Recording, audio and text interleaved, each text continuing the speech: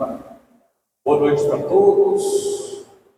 Como a gente costuma fazer, recordo, caso alguém tenha vindo pela primeira vez, nós podemos fazer uso, depois do certificado dado pelo Instituto Histórico e Geográfico do Pará, de participação nesta conferência. Para tanto, basta colocar o nosso nome e o nosso e-mail lá na lista.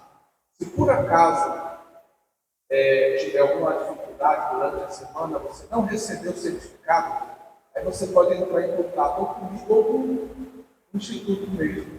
Porque de vez em quando tem uma letrinha que parece um hieroglifo, aí a gente não consegue reconhecer, e aí quando tenta mandar o e-mail ele volta, né? Mas normalmente tem tido grande êxito esta ação. Hoje à noite, nós nos encontramos aqui na Igreja das Mercês para a terceira conferência desse terceiro ciclo que a nossa reitoria organiza desde o ano passado, em parceria com o Instituto Histórico e Geográfico do Pará. O título da conferência de hoje, eu já adianto, é Monarquia Católica, União Ibérica, instalação da hierarquia eclesiástica na Amazônia. Vamos viajar, né? Sempre uma conferência de história é um pouco como uma pequena viagem, né? Vamos fazer uma pequena viagem na história. Não vai dar para ver tudo, como nas peregrinações, nos tours que nós fazemos, né? Quando fazemos uma viagem. Mas tem uma boa seleção de coisas, de fatos, de personagens que nós visitaremos hoje à noite e que certamente vai nos enriquecer muito. Como nós costumamos fazer também, nós temos um momentinho de oração inicial aqui na igreja e hoje, logo depois da oração, vou apresentar uns livrinhos aqui para vocês que podem enriquecer não só a biblioteca, mas também a nossa mente, a nossa inteligência, nosso conhecimento histórico da nossa região. Então, convido aqueles que quiserem rezar conosco, em nome do Pai, do Filho, do Espírito Santo. Amém. Amém.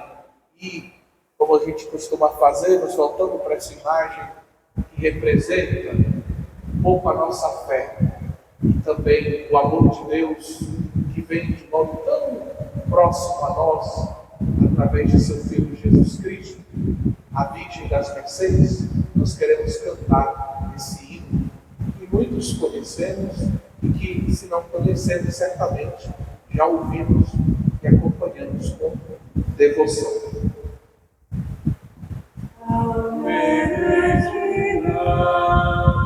Mater misericordiae, vita dulcedo, et spes nostra salve. A te clamamus, exules filii Eve, a te suspiramus, gementes et flentes, irac lacrimarum vale.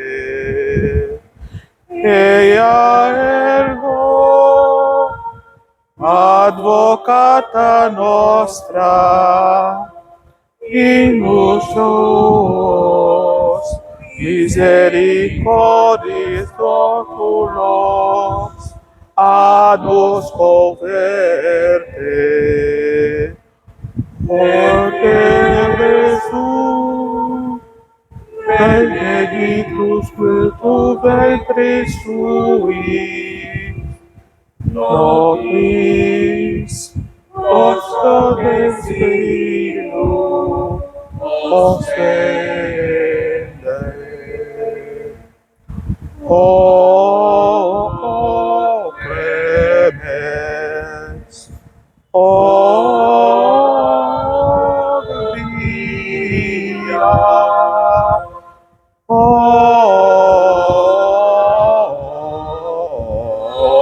ci Ó Maria.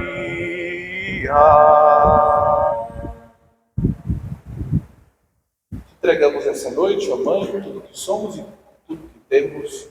Amém.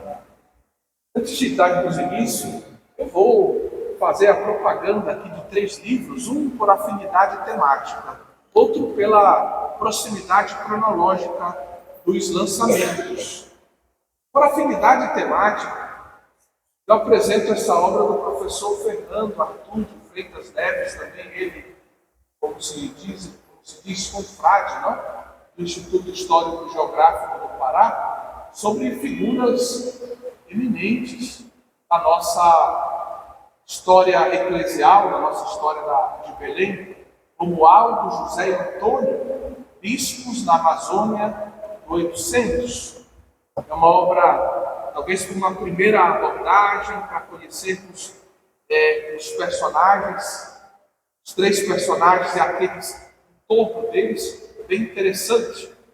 Depois tive a oportunidade na Feira Panamazônica do Livro de participar da roda de conversas sobre esse pequeno, mas interessantíssimo volume, A Independência Vista de Dentro, caminhos e jogos de escala entre o provincial e o local, uma obra organizada pela professora Magda Ritt e também pela professora Michele Barros de Queiroz, também ela me parece com Freira, do Instituto Histórico e Geográfico do Pará.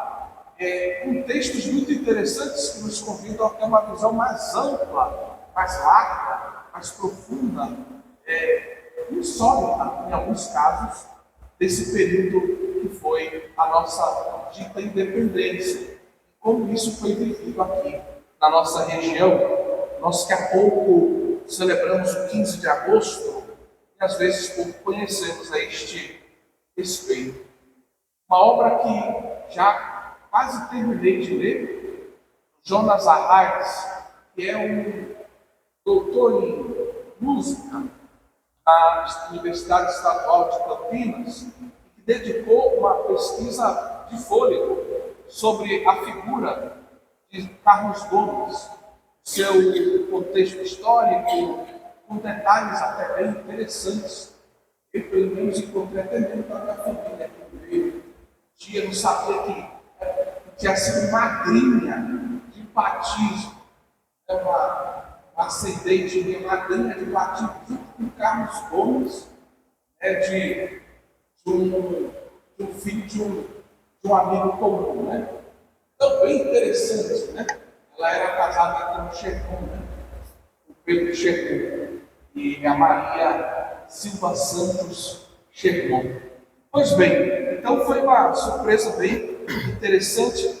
Todos nós cultuamos a boa música e conhecer melhor, digamos, a figura de Carlos Gomes, como esse livro nos ajuda, além de ser uma belíssima edição, né?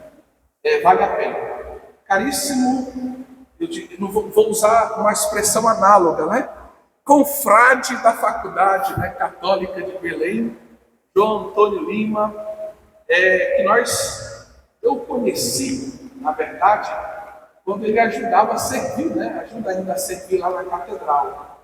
E, apesar de ser jovem, fiquei surpreso com o fato de que ele já estava no doutorado, quando começamos pela primeira vez, e não muito tempo depois, já era nosso colega na Faculdade Católica, e tem nos acompanhado assim com alegria e torcendo para que outras vitórias venham, a sua ainda jovem carreira, mas promissora no âmbito da história. Agora também professor da UEPA, tendo passado em outros concursos e podendo até se dar o luxo, como alguns dizem, né, de escolher isso ou aquilo, nós queremos agradecer já antecipadamente a sua disponibilidade de estar aqui conosco e de tratar deste assunto tão caro para nós e para todos, né? Como nós temos visto nesse período, a história da cidade, ela está muito unida à história da vida eclesial. Os personagens muitas vezes são até os mesmos, né? E Se não são os mesmos, são vizinhos e se frequentam, né? Então é muito interessante esse período. Saúde de modo muito carinhoso a responsável, aquela que encabeça o Instituto Histórico Geográfico do Pará, nossa querida professora Anaísa, que nos honra sempre com a sua presença. Certamente, hoje à noite, é um grande sinal de estima dela para o conferencista e para todos nós, a sua presença. Muito obrigado. Estamos aqui para aprender, para fazer esse pequeno tour e nos enriquecer. Obrigado. Boa noite a todas e todos. Eu agradeço imensamente a generosidade do Padre João Paulo Dantas nas palavras ao me anunciar. Não sei se mereço tanto, mas eu vou tomar como uma acolhida do senhor que é o reitor dessa igreja e também nessa noite que eu espero seja proveitosa para todos nós. Também saúdo o Instituto Histórico e Geográfico do Pará, na pessoa da presidente, a professora Anaísa, como também, mais uma vez, todos que estão aqui me dão a alegria de me ouvir um pouquinho. Há pouco nos viramos aqui para a esquerda, sempre quando se delimita os espaços da igreja, assim se faz, então está aqui à minha direita, portanto, nós fizemos uma oração à Virgem Maria, né? A Salve Regina. E nós começaremos essa apresentação também falando da Virgem Maria. Certamente é um título longo, né? Monarquia Católica, União Ibérica, a instalação da hierarquia eclesiástica na Amazônia, séculos 17 e 18. Mas eu quis assim fazer justamente para que a gente pudesse, utilizando a mesma analogia que o Padre João fez há pouco, que essa noite fosse, em certo sentido, uma viagem. Não só pelo modo com que a igreja se estabelece na Amazônia, mas o que é a igreja no mundo e como é que a igreja chega até aqui. E como é que ela vai se constituir, portanto, nesse espaço que é o nosso espaço. Certo? Por isso um título tão longo, para tratar naquilo que estudos mais atuais chamam de uma perspectiva da história global. Como é que as diversas partes do mundo se conectam. Claro que, se nós pensarmos a partir de hoje, por exemplo, essa minha fala aqui está sendo transmitida pelo Facebook. Não serei pretensioso de acreditar que estão nos ouvindo lá do outro lado do mundo. Porém, é possível, não é? Alguém está ouvindo do outro lado do mundo. Isso é consequência do que nós chamamos de globalização. Geralmente se pensa que a globalização é algo relativamente novo, que, por exemplo, a internet tornou possível conexões instantâneas entre as diversas partes do mundo. Mas, definitivamente, conexões entre as diversas partes do mundo não é algo novo na história. Então, o primeiro marco pelo qual eu quero começar a pensar é exatamente isso. O que é a monarquia católica? O que é isso? O que é esse termo? O que é esse conceito? O que é talvez esse contexto? E para pensar isso, eu utilizarei 3 fontes iconográficas com as quais eu quero apenas que vocês prestem atenção. Não falarei em grandes detalhes delas, mas elas vão nos revelar alguns aspectos que serão a base da reflexão que farei com vocês hoje à noite, tentando pensar, digamos assim, essa tripla dimensão que aparece aqui no título. Então, monarquia católica, União Ibérica e instalação da hierarquia eclesiástica na Amazônia. Como falei há pouco, a primeira das imagens é da Virgem Maria. Vejam só. Aqui nós temos... Vamos lá. Pronto. Aqui nós temos uma pintura que tem pouco mais de 1 metro, em que, de modo bastante evidente, nós conseguimos ver um centro. Que centro é esse? A Virgem Maria com o menino, correto? Ao lado da Virgem Maria, alguns personagens. É possível, no geral, vejam, nós veremos daqui a pouco novamente essa mesma imagem. Então só vamos tentar identificar a priori os personagens. A Virgem Maria com o seu filho Jesus no centro. Ao redor, esse é um tipo de representação muito comum do Renascimento, que se chama na pintura italiana de conversazione sacra, isto é, há um centro e os demais personagens estão ao redor. Aparece aqui e ali também na iconografia medieval, mas ganha muita força no período do Renascimento. O centro que ensina, ou que é a base, portanto, o centro da hierarquia, alguém mais importante no conjunto, e os outros que estão ao redor. Quem são esses outros que estão ao redor? Vamos identificar só um pouquinho agora. É possível observar duas pessoas, certamente da nobreza, que estão aqui mais destacadas. Conseguem perceber? Aqui e aqui. Ao lado de outros, também com vestes que denotam a sua nobreza, mas no segundo plano. Também nesse mesmo segundo plano, dois personagens. Que os mais doutos, que é o caso do meu colega Padre João Paulo, também ali o meu colega o professor Silvio, que é grande conhecedor da igreja, podem perceber que esses outros quatro personagens, e as irmãs aqui certamente, são frades dominicanos. Vamos guardar esses elementos. A Virgem Maria, o menino, pessoas da realeza, eclesiásticos. Tá? Sendo que dois desses eclesiásticos não são exatamente só frades dominicanos. São frades dominicanos que são santos. Isso é observável pelas auréolas. Guardemos isso. Vamos à próxima imagem. Esse é um mapa muito conhecido, que geralmente nos livros de história, quando se está pensando o contexto anterior às grandes navegações, aparece. Ele é baseado num prospecto que existe desde a antiguidade do que seria o mundo.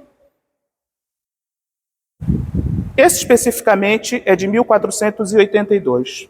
E o que ele demonstra? É o mapa mundi. E ele ilustra o que os europeus conhecem do mundo até 1482. Espero que todos que estão me ouvindo tenham uma imagem do mapa mundi na cabeça. Certamente vão observar que dos continentes aqui representados, não estão todos que nós conhecemos, correto? E do conjunto dos continentes representados aqui, apenas a representação é a mais próxima do ponto de vista cartográfico. Que continente é esse? A Europa. Então, a Europa é bastante notável aqui em cima, a África embaixo e a Ásia na ponta. Certo? Porque a África aqui é representada como uma conexão com a Ásia por debaixo do chamado Mar Índico, que não é um mar, sabemos que é um oceano. Por que a Europa tão bem delimitada?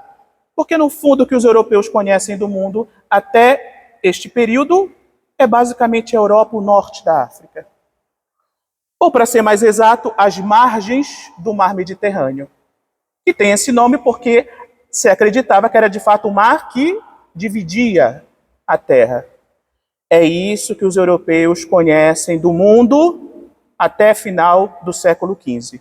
Outra informação. Ok? Terceira imagem. Um mapa de 1626. Um mapa mundi.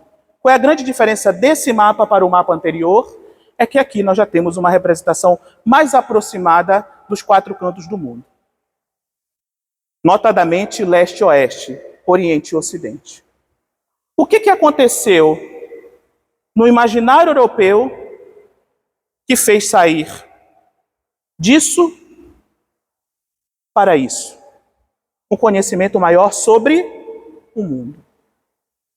Através daquilo que, quando estudamos história e educação básica, geralmente se chama de grandes navegações. Penso eu que essas três imagens são cruciais para pensar o primeiro aspecto da nossa reflexão hoje, que é a monarquia católica. Vimos a Virgem Maria, ao redor dela algumas pessoas. Vimos um mundo que até final do século XV para os europeus é um mundo mediterrâneo. Vimos um mundo que no século XVI e XVII é um mundo que agora muito maior para os europeus.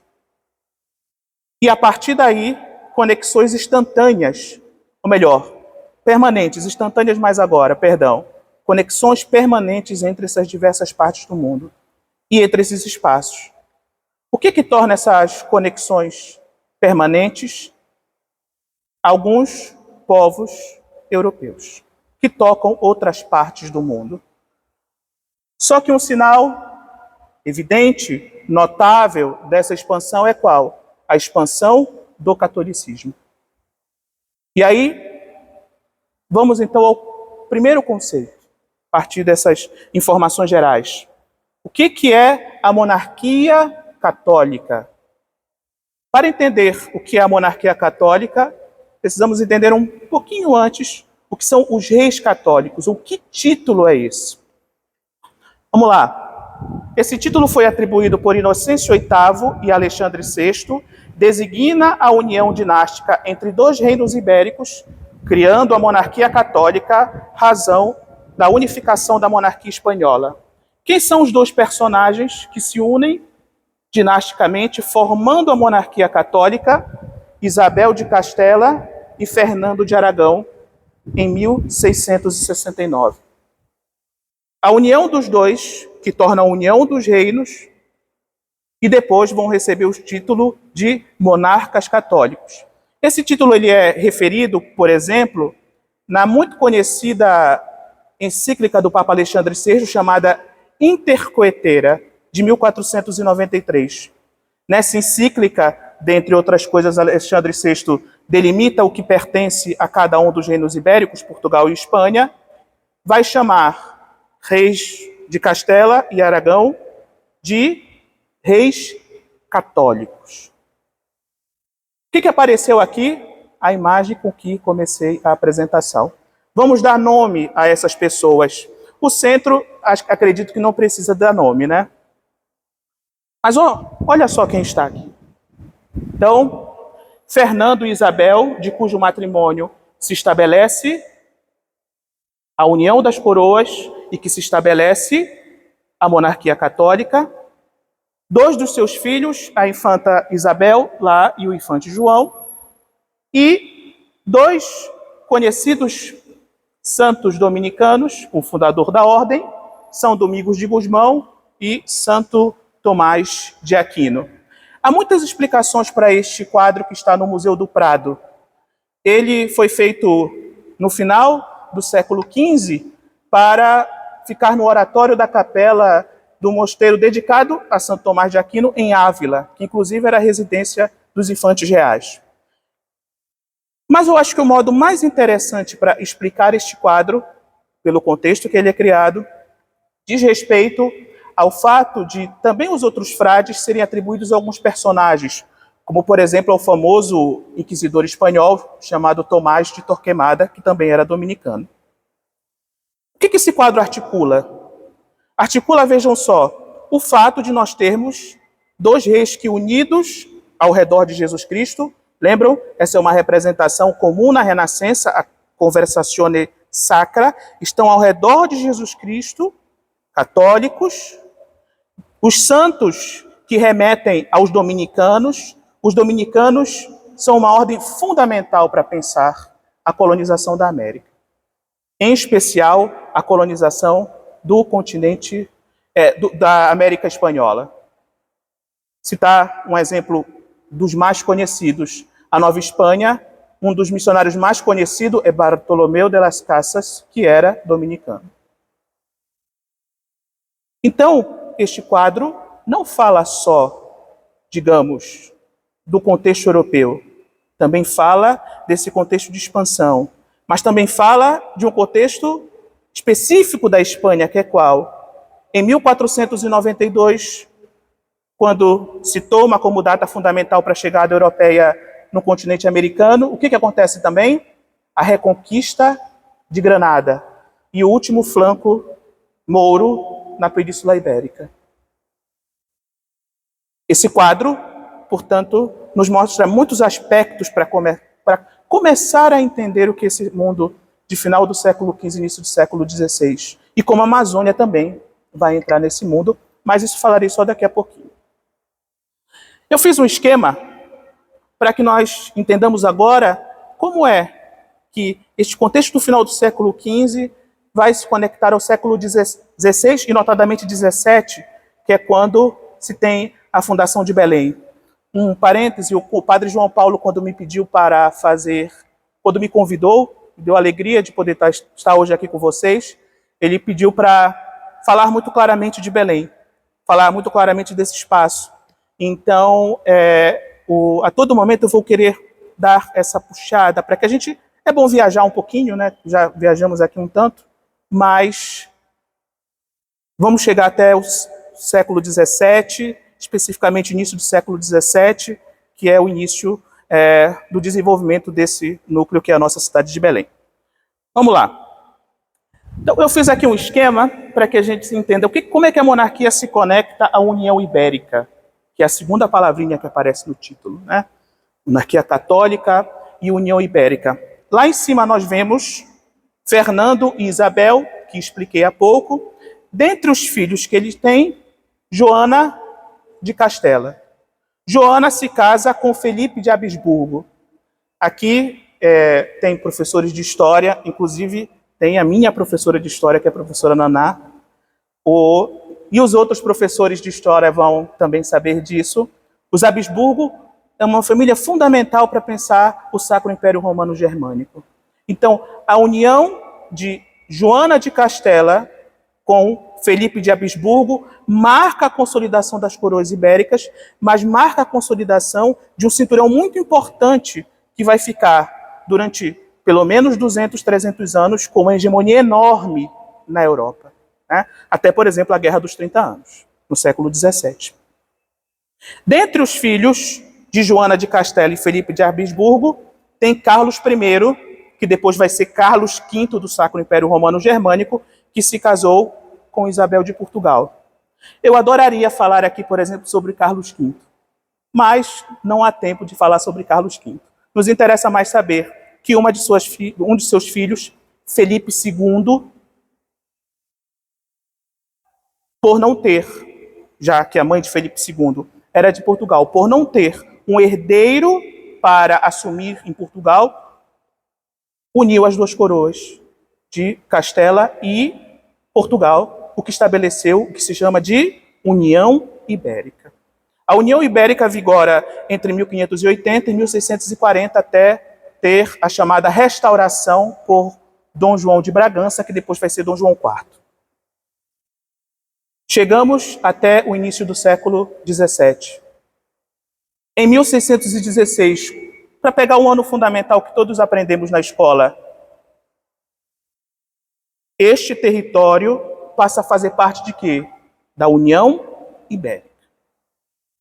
É no contexto da União Ibérica que os europeus se estabelecem nessa parte da Amazônia, nessa parte do Rio Amazonas, que é o principal vetor.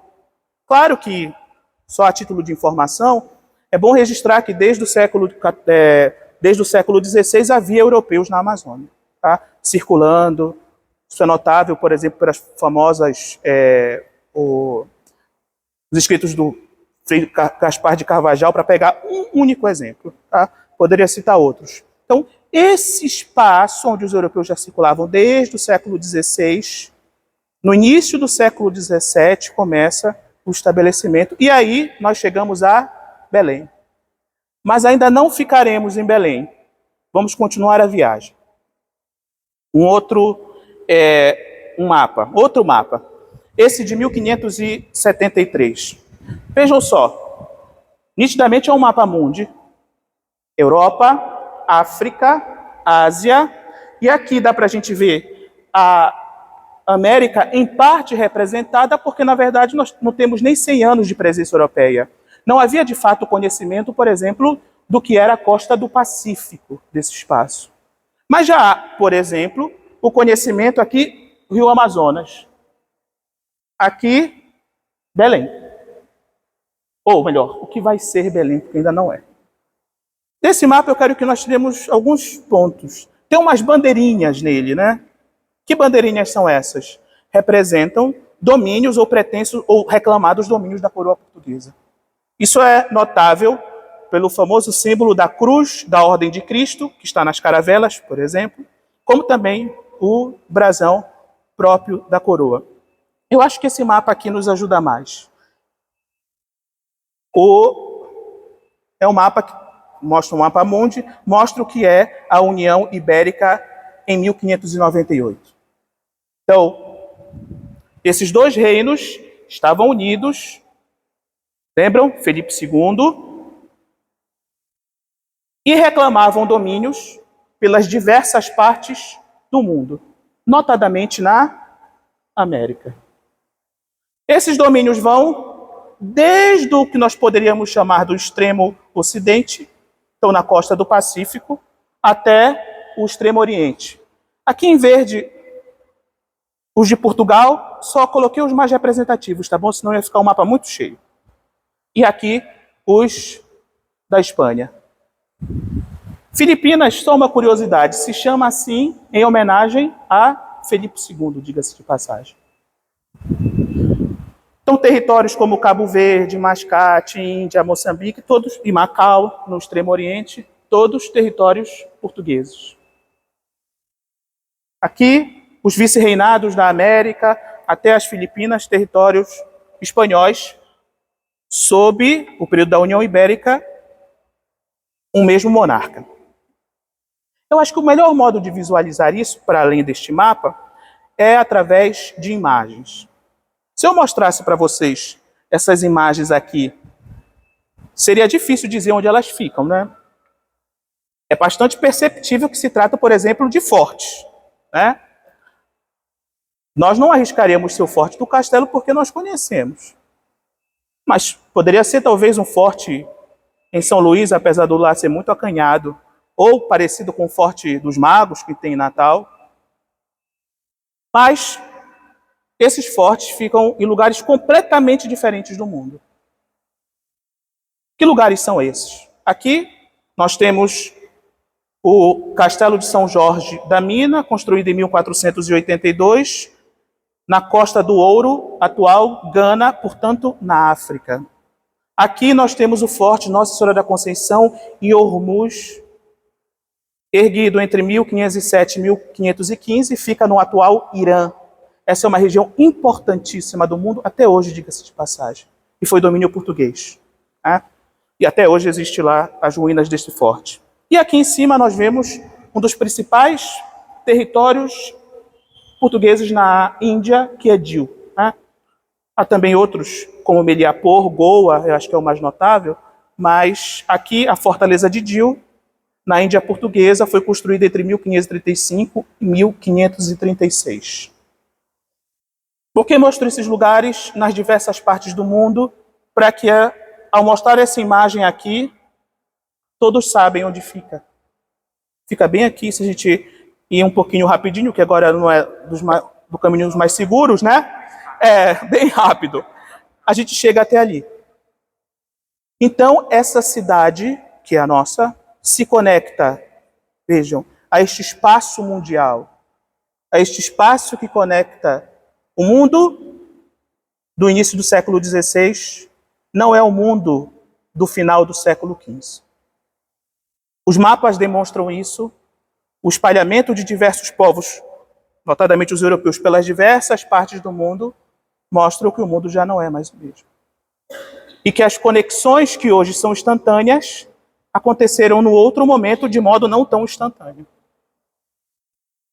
Só o forte para dizer isso? Claro que não. E se eu mostrasse para vocês essas igrejas aqui, onde elas estão? Possivelmente uma boa resposta seria em qualquer parte do mundo. É verdade. Podem estar em qualquer parte do mundo. Porque a expansão marítima europeia tornou possível também o espalhamento do cristianismo. E com certamente eu vou exagerar, eu espero que o meu colega Padre João Paulo não seja o meu inquisidor nas palavras, mas aqui efetivamente o catolicismo se torna universal quando pensa o mundo. Porque, de fato, ele vai estar nos 4 cantos do mundo, nas diversas partes do mundo. É isso que nós estamos aqui vendo. E onde estão essas igrejas?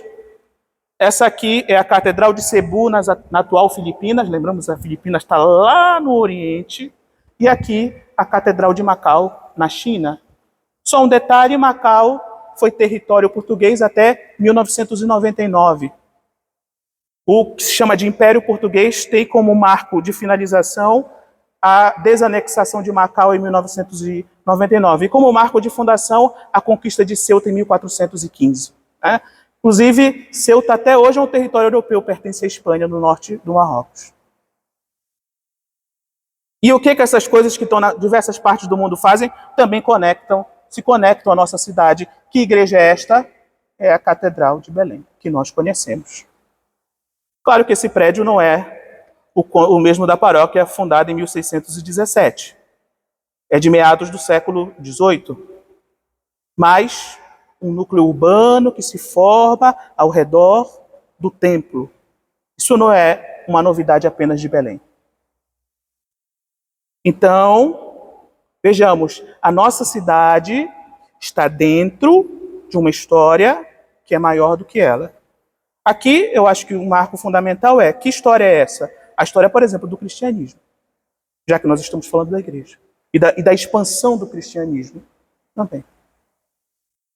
Muito menos da expansão europeia, eu acho que isso, inclusive, limitaria a visão, mas a expansão do cristianismo, cuja justificativa fundamental da expansão europeia é o quê?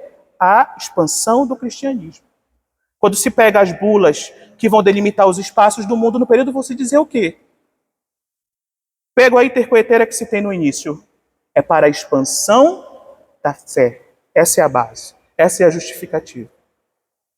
Então, acredito que já expliquei 2 pontos. Primeiro, a monarquia católica. O segundo, a União Ibérica. Vamos para o terceiro ponto, que é a implantação da hierarquia eclesiástica na Amazônia. Aqui eu falarei de um modo mais sistemático para que, a partir desse mundo que se abriu para nós, a gente pense como é que a igreja vai se organizando. Sabemos que foi em 1719 que se fundou o Bispado do Pará. Mas isso é algo pontual ou está dentro de um conjunto maior? Por óbvio, de um conjunto maior que explicarei agora. Como é que a igreja se organiza em poucas linhas? Eu gosto muito sempre de falar sobre isso, porque a hierarquia da igreja parece muito confusa, né? Para quem não conhece, mas ela é extremamente simples. Os discípulos se dispersaram, criaram comunidades cristãs nas diversas partes do mundo de então, se entenda o mundo de então, o mundo do Mediterrâneo, e ali, ao fundarem comunidades, foram estabelecendo sucessores e sucessores, e assim sucessivamente, perdão pelo pleonasmo, e esses seus sucessores depois se chamaram bispos e organizaram as diversas comunidades cristãs no que hoje chamamos, por exemplo, de paróquias. E do ponto de vista das circunscrições eclesiásticas, no que hoje nós chamamos de arcebispado, patriarcados, arcebispados, dioceses, prelazias. É assim. Com esse espalhamento europeu pelas diversas partes do mundo que falei há pouco, também há um espalhamento dessa lógica de organização. Então, eu vou me centrar, para ser mais rápido, e eu acho que mais interessante também, nos espaços portugueses. Então, a partir do início do século XV, a gradativa criação de circunscrições eclesiásticas no espaço do Império Português. Primeiro grande marco é a criação da primeira diocese atlântica, vamos chamar assim, para além do Atlântico. Que diocese é essa? A diocese de Funchal, criada por Leão X, cuja jurisdição fica com os 2 lados do Oceano Atlântico. Então, inclusive até parte da Índia. Depois, em 33 e 34 do século XVI, o Bispado de Angra nos Açores, o Bispado de Santiago em Cabo Verde, o Bispado de São Tomé na Guiné e o Bispado de Goa na Índia.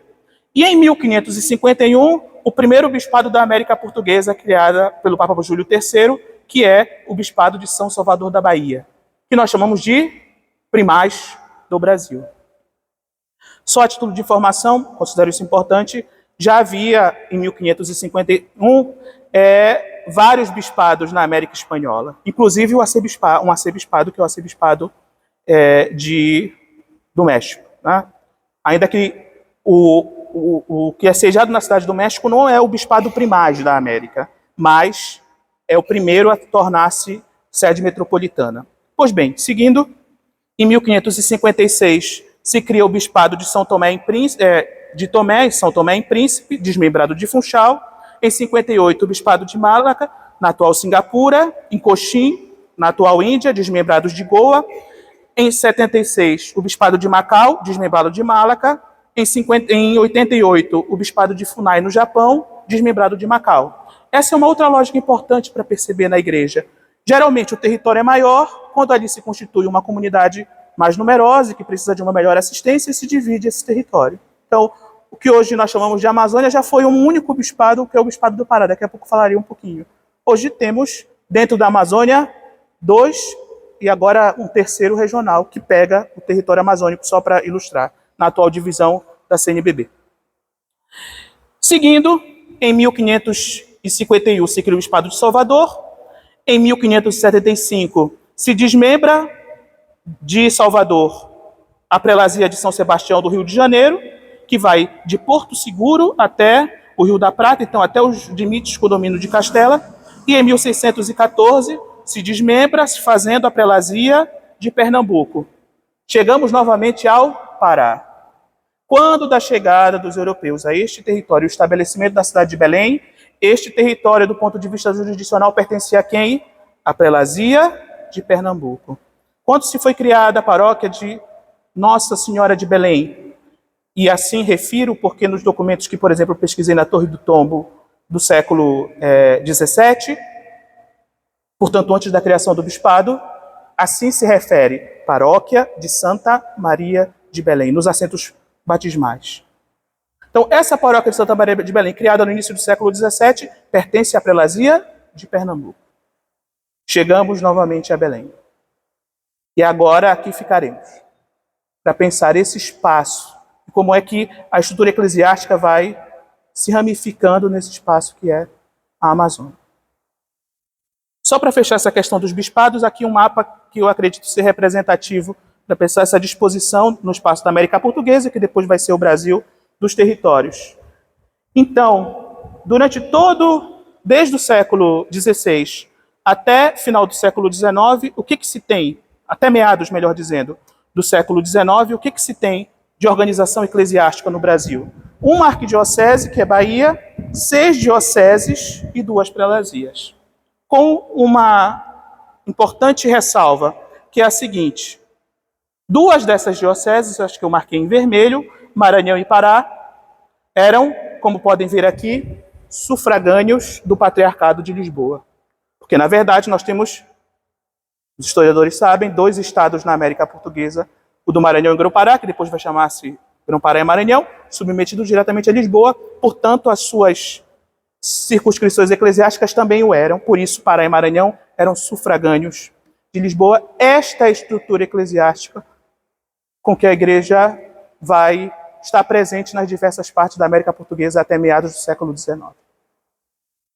Para chegar em Belém e ficar em Belém, ou a partir de Belém, que é de onde vou centrar agora a minha apresentação, que chego na metade, diga-se de passagem, até aqui eu te dizia uma espécie de foco, que foi o seguinte: nós tratamos de aspectos amplos, certo?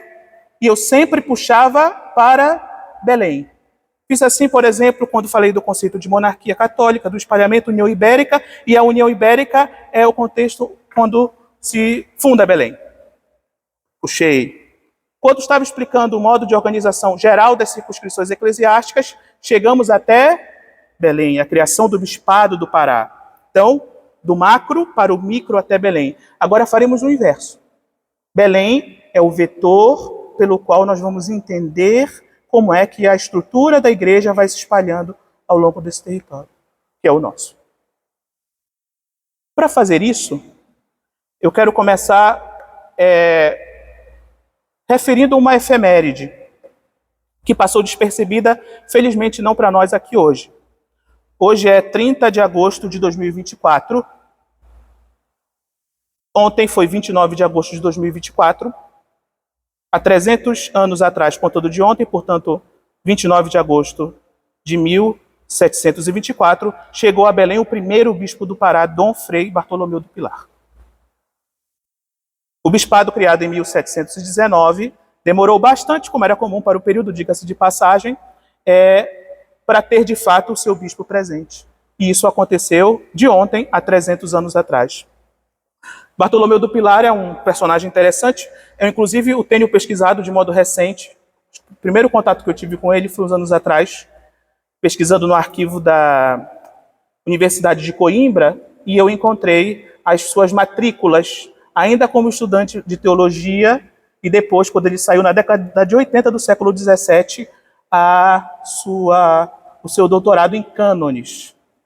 É muito interessante o arquivo da Universidade de Coimbra, só um parênteses, porque lá tem as notas de todos esses alunos. Então é possível saber, por exemplo, se Dom Bartolomeu do Pilar era um bom aluno ou não. Eu não cheguei a olhar as notas dele, então vamos pensar que sim.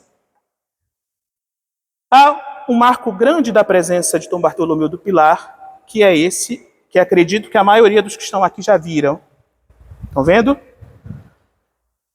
Onde está este marco? Na sacristia da igreja de Santo Alexandre. É a lápide de Dom Bartolomeu do Pilar, primeiro bispo do Pará. Por que essa lápide está aí? Tem alguma coisa atrás dela? Não. Ela é uma das lápides que foram guardadas quando Dom Macedo, e aqui tem o professor Silvio, que é o grande especialista nesse tema, fez a grande reforma em meados do século XIX, e que vai terminar já no final do século XIX. A catedral é sagrada pelo seu sucessor, Dom Jerônimo Tomé da Silva. Da grande reforma que Dom Macedo fez, havia no altar-mor as diversas lápides dos bispos. O que ele fez? Tornou-as todas iguais. Fez umas espécies de nichos, né? A reforma, portanto, e algumas lápides foram guardadas. Exemplo, a de Dom Romualdo Coelho, que está, para quem vai entrar no Salão dos Pontificais, está bem na entrada. E uma das que foi guardada, só que não foi colocada no templo, foi a de Dom Bartolomeu do Pilar. E depois ela ficou por ali, jogada no que era a capela contígua ao Palácio Episcopal, e depois foi colocada na sacristia, que é o que nós vemos lá. Atrás dessa lápide tem alguma coisa? Não. Mas ela demarca para nós um personagem importante da instalação, ou do começo da instalação da hierarquia eclesiástica na Amazônia, que é o bispo Dom Frei Bartolomeu do Pilar.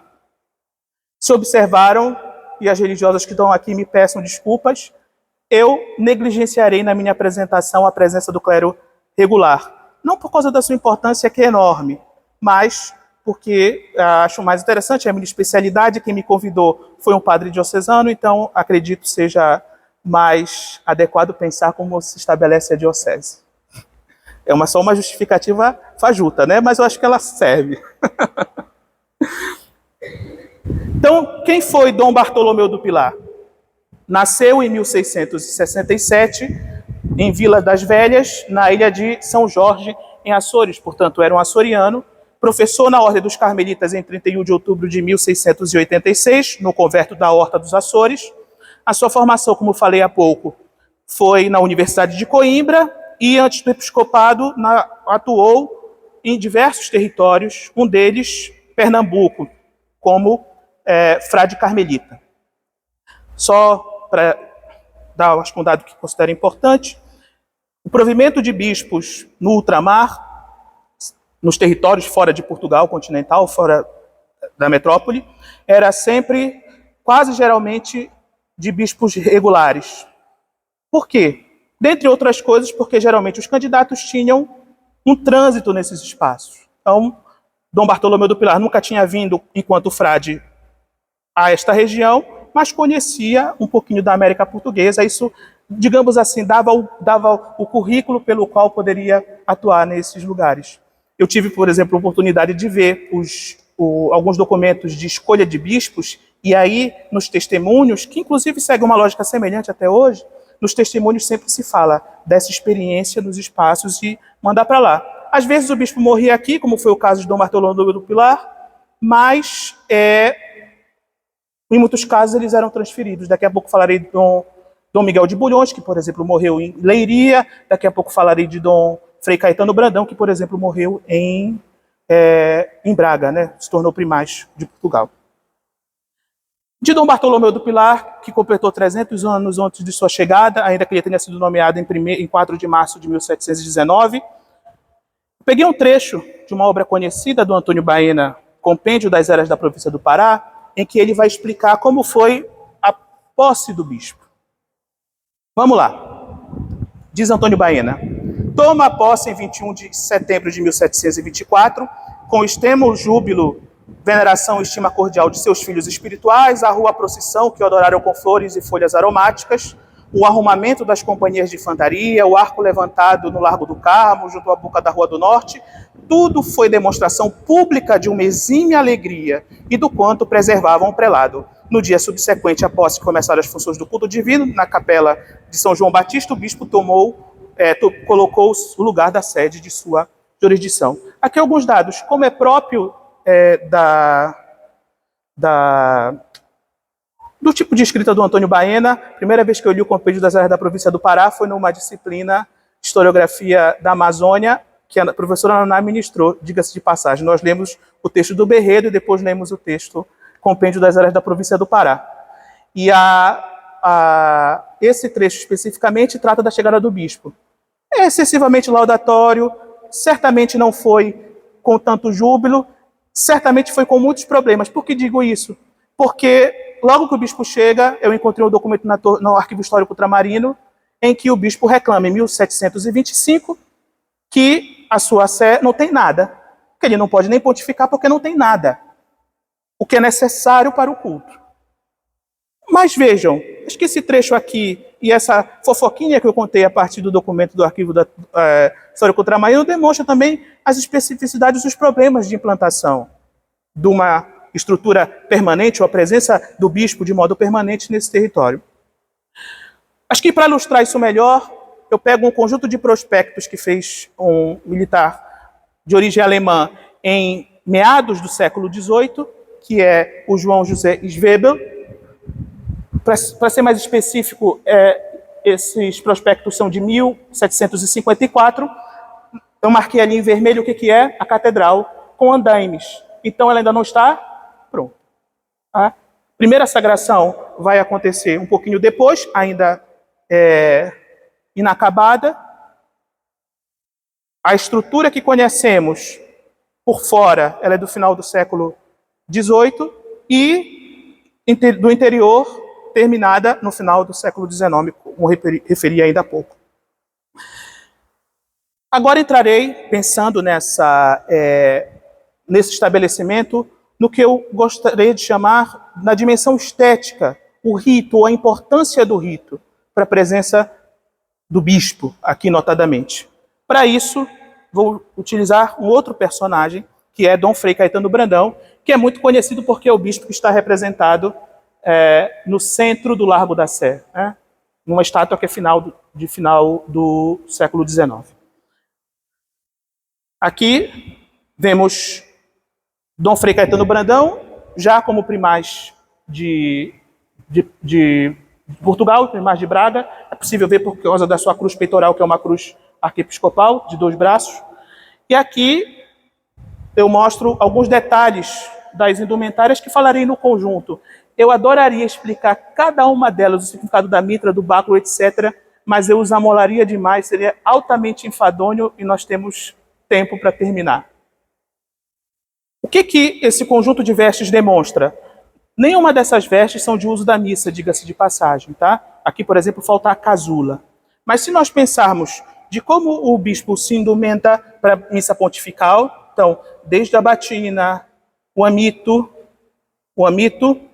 a alva, o símbolo, a estola, a cruz peitoral, a tunicela, a dalmática, a casula, a mitra na cabeça e o báculo, a destra. Não, a destra ele abençoa, ele segura na mão esquerda. Vejam, o que nós temos aqui? Um conjunto de elementos que significam, em primeiro lugar, é claro, o papel do bispo nesse lugar, como pastor, etc. Para mim, esse não é o aspecto mais importante a tratar aqui, mas também essa sociedade que nós chamamos do Antigo Regime, que chega neste espaço. Imaginem a dimensão visível do rito para um espaço onde a colonização ainda está se implementando. É outro aspecto importante para pensar da implantação da hierarquia eclesiástica na Amazônia. Já que estamos falando dele, é de Dom Frei Caetano Brandão as melhores memórias, melhores eu digo do ponto de vista documental, tá bom? Melhores memórias das visitas pastorais. Um dos modos de exercício fundamentais do poder do bispo, isso já existe desde o período medieval, mas ganha força no Concílio de Trento, né? Há, inclusive, questões, sessões específicas do Concílio de Trento que discutem o papel do bispo, porque um grande problema dos bispos medievais é o absentismo, o fato de não ficar nas suas dioceses, imaginem. Então, Trento vai dizer claramente, o bispo de um lugar e morar no lugar e conhecer através das visitas pastorais esse lugar e constantemente, através das visitas ad limina apostolorum, reportar a Roma o exercício do seu ministério. Por isso falaria agora das visitas pastorais. Então, esse é o mapa que foi feito em 1559, ainda era bispo do Pará Dom Frei Miguel de Bulhões, terceiro bispo. Eu vou usá-lo, porque também é um contexto de demarcação dos limites entre Portugal e Espanha. Em 1750 se estabelece o Tratado de Madrid, também é o período da Comissão Demarcadora de Limites, conduzida pelo Francisco Xavier de Mendonça Furtado, o bispo, inclusive, fica como governador. Mas esse mapa vai nos ajudar a pensar 4 visitas pastorais que fez Dom Frei Caetano Brandão. Primeira dessas visitas, e elas sempre saem, ó, coloquei ali a estrelinha, para demarcar Belém. Ali, Belém, onde está o bispo, certo? Onde está a sede da sua jurisdição. A partir de Belém, primeira visita pastoral entre julho a dezembro de 1785, que vai a 2 pontos como limite: Macapá e Monte Alegre. Estão vendo os pontinhos azuis?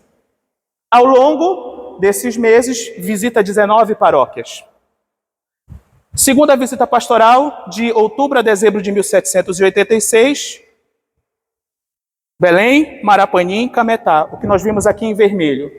Ao longo desses meses, também 19 paróquias. A partir de Belém, os 2 pontos. Terceira visita pastoral, de outubro a dezembro de 1787, visita 8 paróquias. Belém, Capim e Ourém são os limites. Ourém, no Rio Guamá, Capim, no Rio Capim, do que hoje é o município de São Domingos do Capim. Quarta e última visita pastoral, de agosto de 1788 até 1789, que é a maior das visitas pastorais feitas por ele. Muitos meses, portanto, em que ele visitou 45 paróquias, e ele vai até Lama Longa, no Alto Rio Negro, que é o que aparece bem aqui, estão vendo? Em roxo. É o bispo que conhece a sua diocese. É outra dimensão importante para pensar na implantação da hierarquia eclesiástica. Claro que muitas dessas paróquias antes foram aldeamentos das diversas ordens religiosas, né? Notadamente dos jesuítas, mas outras tantas. Para fechar essa questão das visitas pastorais, eu vou citar um trecho da primeira visita pastoral que fez Dom Frei Caetano Brandão. Ele estava nessa parte que marquei em vermelho, que é onde o rio Amazonas se junta para baixo com o rio Xingu. Eu já tive a oportunidade de estar nesse lugar, é belíssimo. Como o bispo diz, inclusive, há alguns anos atrás. O rio Xingu é um rio de águas claras, que forma realmente umas praias muito bonitas. Diz o bispo, em 24 de setembro de 1785, saindo, como foi dito, de Monte Alegre, então ele ainda estava no rio Amazonas, no dia 24, tivemos logo aquela noite um pouco trabalhosa por causa de algumas trovoadas que se levantaram e fizeram dar pulos extraordinários às canoas. Dali entramos no rio Aquiqui, buscando a vila de Porto de Mós, que é exatamente a primeira das vilas na entrada entre o rio Amazonas com o rio Xingu. É um rio muito agradável, semelhante ao de Arraiolos, as margens acompanhadas de campinas, arvoredos viçosos, porém mais comprido e bastante infestado da praga do Carapanã. O bispo ambienta esse espaço. Em outros momentos ele também fala em relação às pessoas, a quantas crismas fez, etc. Então, as visitas pastorais são outra dimensão para pensar a implantação da hierarquia eclesiástica na Amazônia. A última dimensão que tratarei é a instalação do cabido metropolitano, e para isso utilizarei por base, novamente, o Antônio Baena, da tradução que foi feita pela UFPA da edição, em 1969, diz Antônio Baena: o reverendo doutor Antônio Troiano, primeiro assediago de 18 padres, destinados para as outras dignidades, canonicados e benefícios, o corpo capitular, que, segundo a bula direção da Catedral Copiosos e Misericórdia, deve compor-se de 46 ministérios repartidos em 3 hierarquias. A primeira de 4 cônegos graduados, arcediago, arcipreste, chantre e mestre-escola. A segunda de cônegos simples, 10 de ordem presbiteral, 6 de ordem diaconal e 4 de ordem subdiaconal, e a terceira de 16 beneficiados, e aí depois ele vai descrevendo. O cabido, portanto, vem junto com o bispo. Os cônegos, inclusive, vêm no mesmo navio. E a instalação do bispo se dá junto com a instalação do cabido. O que é o cabido? É o principal órgão, antes do Concílio Vaticano II, de assessoramento ao bispo. Hoje tem um caráter muito mais simbólico, ainda que tenha especificamente algumas atribuições, mas isso foi trocado no direito canônico pelo papel dos conselhos do bispo. Antes do Concílio Vaticano II, o grande conselho episcopal, a diocese, inclusive, que governa a diocese nos períodos de vacância, é exatamente o cabido. É a última dimensão que falarei da implantação. Claro, o cabido também, nessa lógica de uma sociedade do Antigo Regime, faz parte da dimensão visível da liturgia. O cabido, por exemplo, da Patriarcal de Lisboa, durante o reinado de Dom João V, que é o grande período do apogeu português, no século XVIII, tinha uma série de concessões. O Patriarca de Lisboa, por exemplo, poderia ser carregado como Papa na chamada sede gestatória. O cardeal Patriarca de Lisboa utilizava uma mitra semelhante à tiara papal. O cabido da sede de Lisboa, os cônegos podiam usar mitra e hábitos semelhantes ao dos bispos e dos cardeais. Eram concessões de Roma, por causa, dentre outras coisas, do ouro do Brasil. O cabido do Pará também está ligado a este estabelecimento. E é parte da implantação. É claro que essa implantação não é só visível na beleza, etc., como eu expliquei.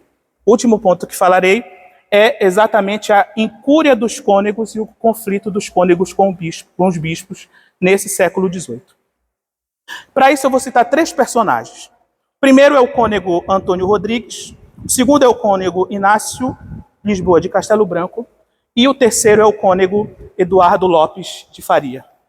Sobre o primeiro caso, o cônego Antônio Rodrigues disse: desrespeitava-o na catedral e fora dela, referindo ao bispo, que um dia em que esses desrespeitos, que já servia quanto pelado, passaram ao cúmulo dos escândalos.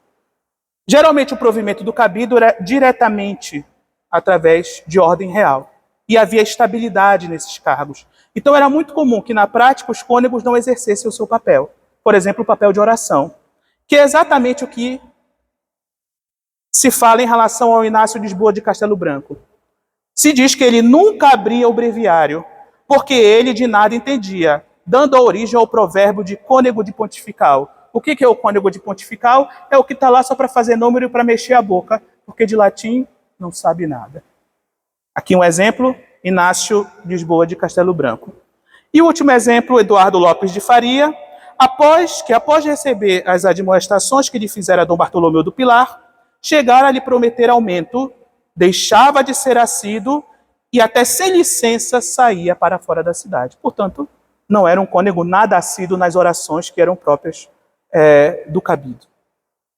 Vejam só, eu acredito que nessa fala de pouco mais de 1 hora, nós recebemos uma série de informações, sejam as mais amplas, lembra o primeiro exercício, de um exercício de história mais ampla, de história global, para pensar como a Amazônia se conecta a essa história do mundo, notadamente a essa história do mundo europeu. Claro que é uma perspectiva profundamente eurocêntrica. Mas a partir da Amazônia, e mais especificamente a partir de Belém, a irradiação dessa estrutura eclesiástica, que passa pela presença do bispo, que passa pelas visitas pastorais, que passa também pela presença do cabido e de toda uma malha de padres regulares que também vão se formar a partir, por exemplo, da estabilidade do seminário, etc.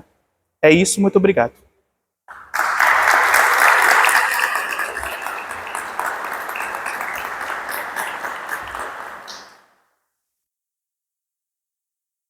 Olha, a viagem estava tão boa que eu já estava pensando qual era a próxima parada da viagem. Quem sabe a gente marca um outro dia para continuar essa viagem, né? Mas como a gente tem o costume de fazer, então, e dada a hora que, digamos, e a gente agradece muito também o seu esforço, professor, de manter também essa faixa de horário que era prevista, fica aberta e o microfone fica aqui à disposição, fica aberta a palavra, se alguém quiser fazer alguma pergunta, fazer algum comentário. Eu mesmo tenho alguma coisinha para dizer, mas vou deixar para o final, tá bom? Então quem quiser se aproxime aqui, se apresente e dê a sua contribuição ou faça a sua pergunta. Ou se quiser fazer nada. Pode fazer.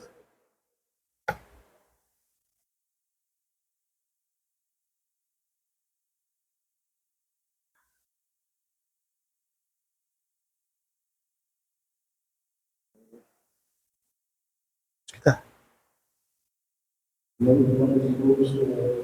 queria João, né, que trabalha muito com essa cultura toda. Tem aqui da igreja que é uma coisa muito interessante, quando a gente pesquisa a história da Amazônia, ela está ganhada em tudo quanto movimento, né, vamos dizer, histórico, a arte, a cultura. É muito difícil falar da Amazônia sem a presença da princípio.